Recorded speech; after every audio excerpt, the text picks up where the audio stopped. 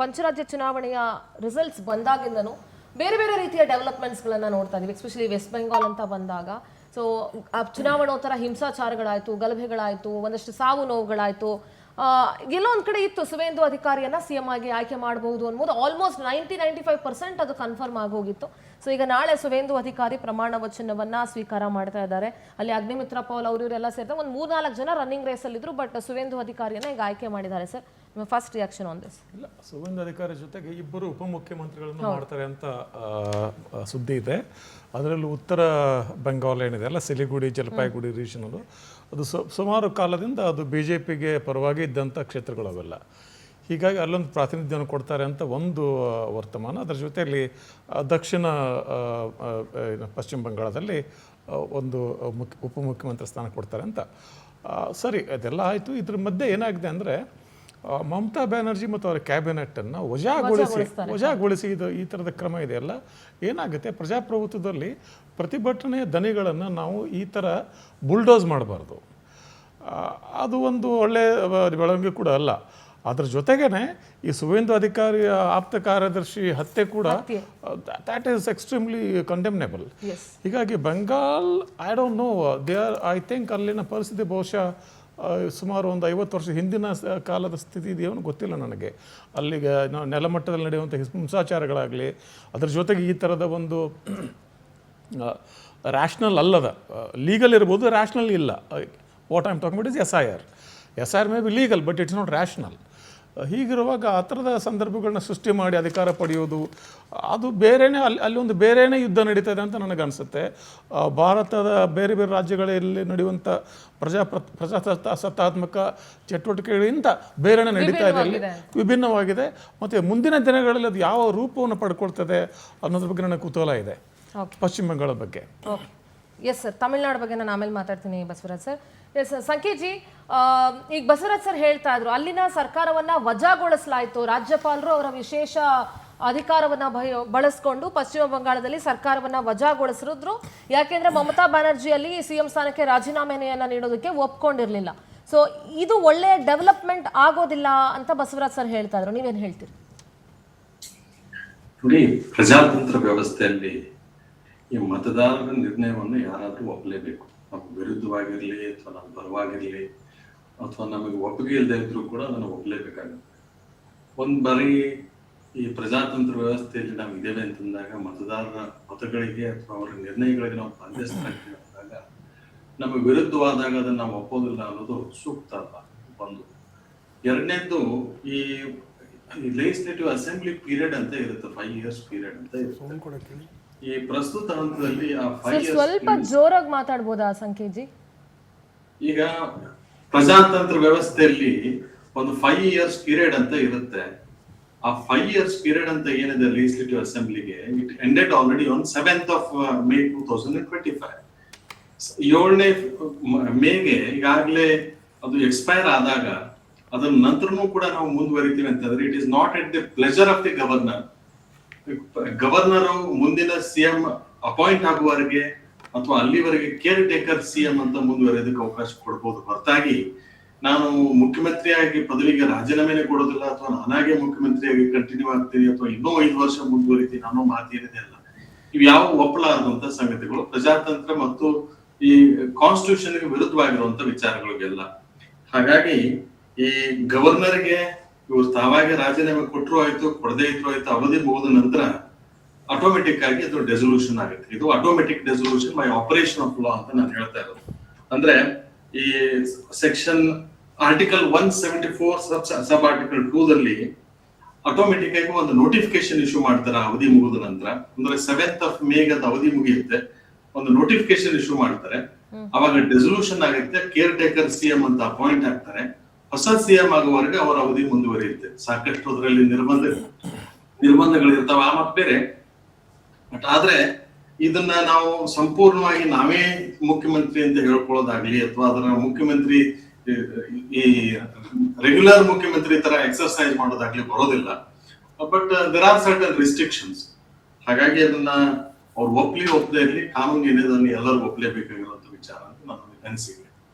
All right. S Ganesh, ನಿಮ್ಮ ಮೊದಲ reaction on this. ಈಗ ಹೊಸ ಸಿಎಂ ಅನ್ನ ಆಯ್ಕೆ ಮಾಡಿದಿರಿ. ನಾಳೆ ಪದಗ್ರಹಣ ಸಮಾರಂಭ ಬೇರೆ ಇದೆ.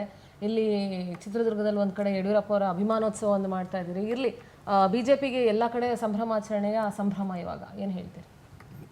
ಈ ಸಂಭ್ರಮಾಚರಣೆಗೆ ಮೂಲ ಕಾರಣಕರ್ತರು ಪ್ರಜೆಗಳು ಮತ್ತು ಮತದಾರರು ಮತ್ತು ಕಾರ್ಯಕರ್ತರು, ಇದು ಒಂದು ಭಾಗ.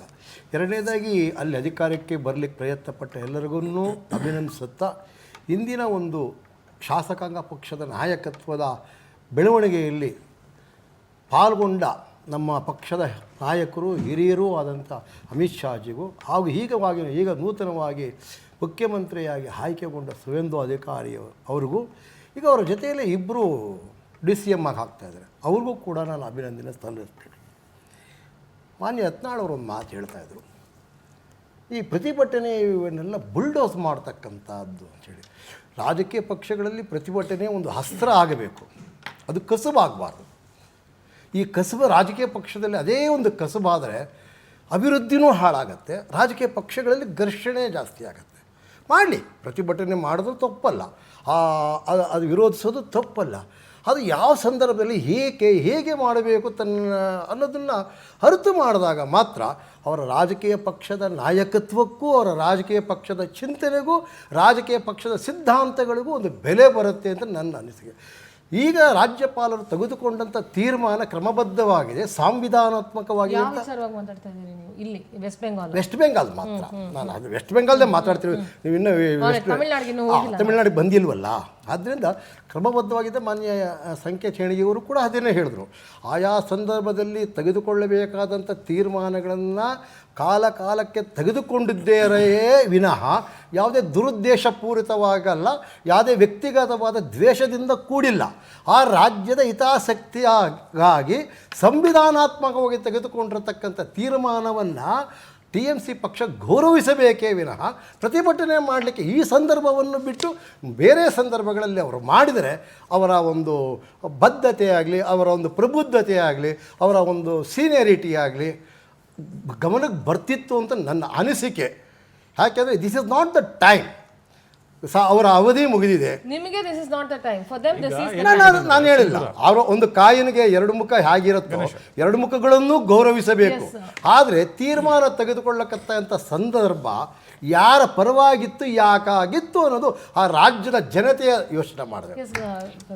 ಏನಾಗಿದೆ ಅಂದರೆ, ಈಗ ಸಂಕೇತ್ ಅವರು ಸಾಂವಿಧಾನಿಕ ಒಂದು ಆಪರೇಷನ್ ಆಫ್ ಲಾ ಅಂತ ಹೇಳಿದ್ರಲ್ಲ, ಹಾಗೆ ಅದು ಸರಿನೇ. ಮತ್ತು ನಮ್ಮ ಪ್ರತಿಭಟನೆಯ ಮಾನದಂಡಗಳನ್ನು ತೀರ್ಮಾನ ಮಾಡುವ BJP ಪಕ್ಷನೂ ಸರಿನೇ. ಆದರೆ ಒಂದು ಸಾಂವಿಧಾನಿಕ ಪ್ರಕ್ರಿಯೆ, ಚುನಾವಣೆಯ ಪ್ರಕ್ರಿಯೆಯನ್ನು ನ್ಯಾಯಸಮ್ಮತವಾಗಿ ನಡೆಸಿಕೊಳ್ಳೋದು ಅದು ಒಂದು ಮಹತ್ವದ ಜವಾಬ್ದಾರಿ ಚುನಾವಣಾ ಕಾಲದಲ್ಲಿ. ಅದು ನಡೀತಾ ವೆಸ್ಟ್ ಬೆಂಗಾಲಲ್ಲಿ ಅನ್ನೋದು ಬಹಳ ದೊಡ್ಡ ಪ್ರಶ್ನೆ.